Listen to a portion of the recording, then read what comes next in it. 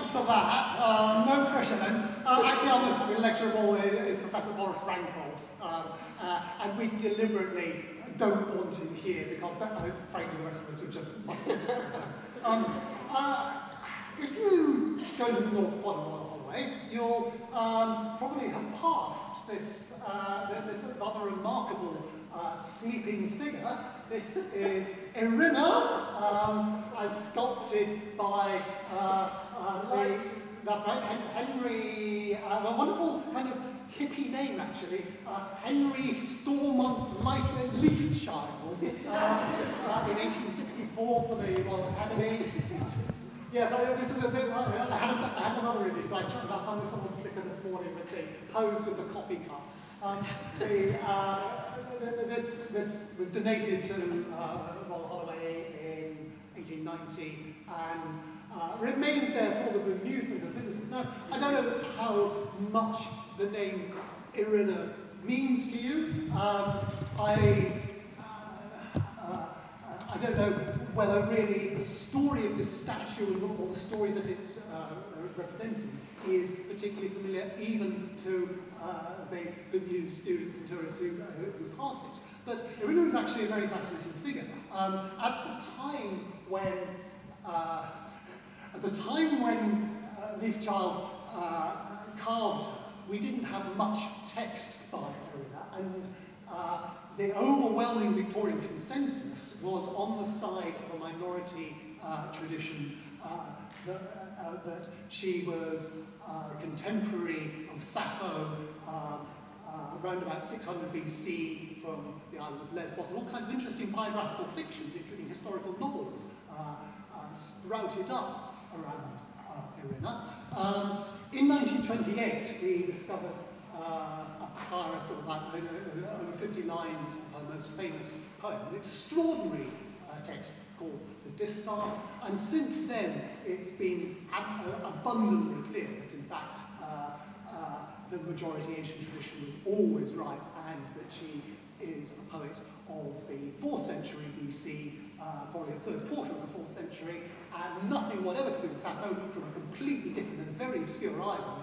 Our last professor of Greek but one, Martin West, set the cat among the pigeons in the 80s by arguing that actually she was a bloke anyway, and probably never existed. And so she's one of the most contestable figures in the whole of antiquity.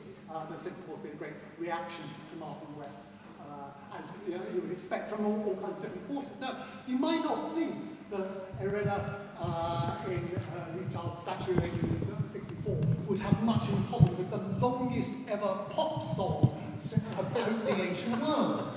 You probably don't even know what that song is, and if I can't get the clicker working, then you never will. Oh, there we go.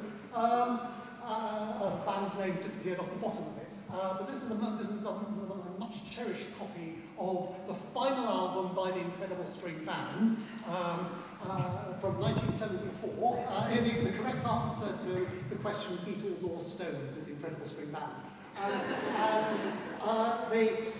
The second side of this album is one enormous 20-minute song about a Greco-Phoenician merchant getting involved with a Virgin Temple slave. And it's an extraordinary kind of early prog rock epic, which has now been almost entirely forgotten. Irina doesn't come into it, and it was only relatively recently that I discovered the missing link, which belongs elsewhere in popular culture, because it turns out that this song, I don't even see it there, I had a laser pointer, but I've left it out in the bag, never mind. This song, which is called Ethnos, not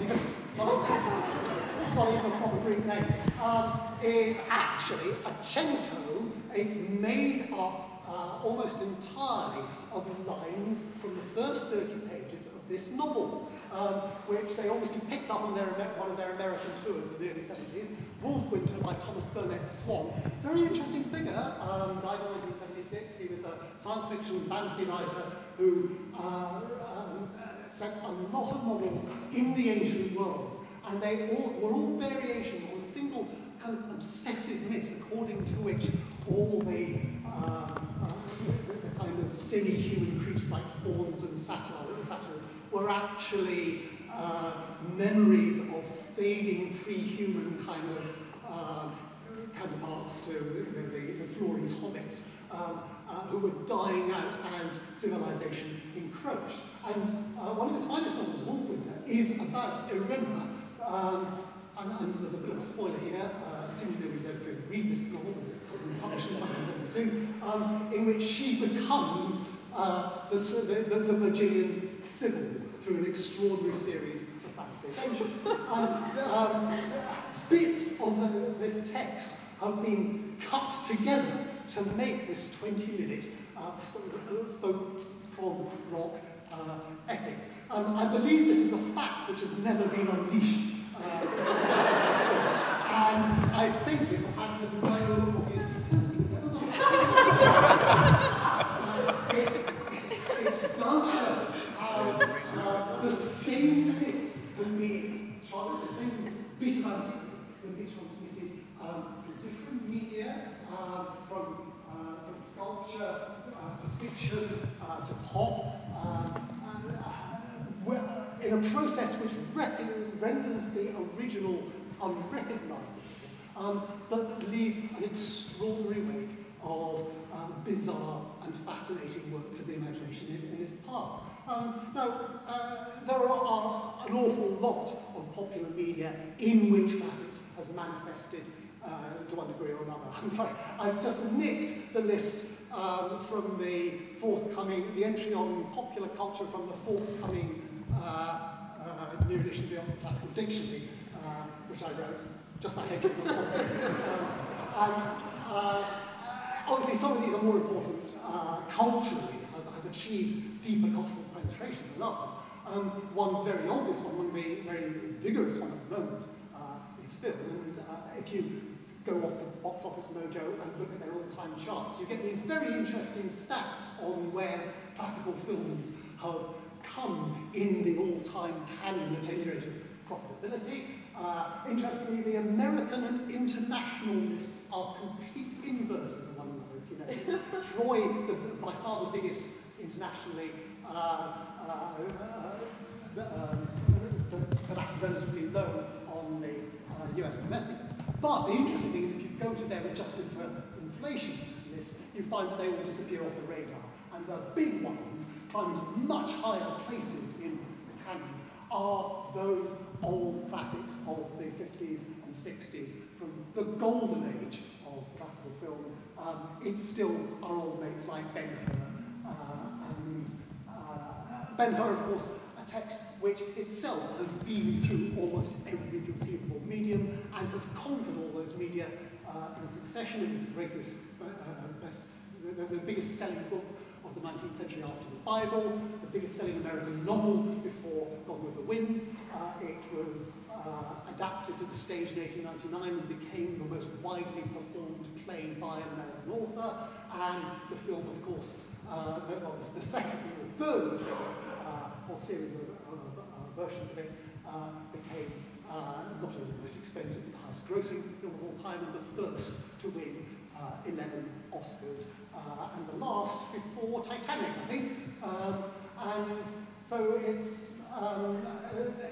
possible for a single work to propel itself through different media in all these different ways. And Ben-Hur, of course, was just one of a whole set of 19th century novels initially, but they moved into the stage and ultimately into the cinema, which between them created the great master narrative about antiquity, which is what we might call the toga narrative, which is constructed around this vast, complex, semiotic network of oppositions between things that you associate with the Roman world and things that you, largely through arena scenes, fight your way into in the birth of a better age. Now, this narrative is still with us. I can't not talk about classics and popular culture without paying a brief tribute to the sadly deceased star of Spartacus. was blood and sand. I genuinely not listen to people say. Yeah, that's okay, I can do it. The question you might be wondering is, as you contemplate its abs, is why this stuff actually should play a role in our discipline. Now, I have 2 screens of rapid bullet points, because I knew I wouldn't be able to say this at the speed it needs. But the first is why classics matters in popular culture and why its manifestation in popular culture matter in our world. And there are 2 sides to this. One is that popular culture, as I think is the one thing that all cultural historians agree, it has the either overt or covert role of challenging and laying democratic claim to elite ownership of elite cultural objects, and particularly the objects of elite education. And classics is, I suppose, paradigmatically the elite educational culture. But it also challenges and channels and opens up to mass culture some extremely important subjects of cultural engagement, including the roots of the Western tradition, the historical emergence of Christianity, which of course is what Ben Hur is about, the distance of our relentlessly presentist culture from the anthropologically very alien societies that ultimately gave it birth, the pre-industrial world that is so powerfully self-documenting in the classical antiquity remnants that we have, the way in which myth impacts on culture, and the way in which our history is constantly having to complete its own, the incompleteness of the evidence, by processes of construction and projection. But there is another side to this, which is why popular culture matters to classics. And I think we're very good at giving naff answers to this.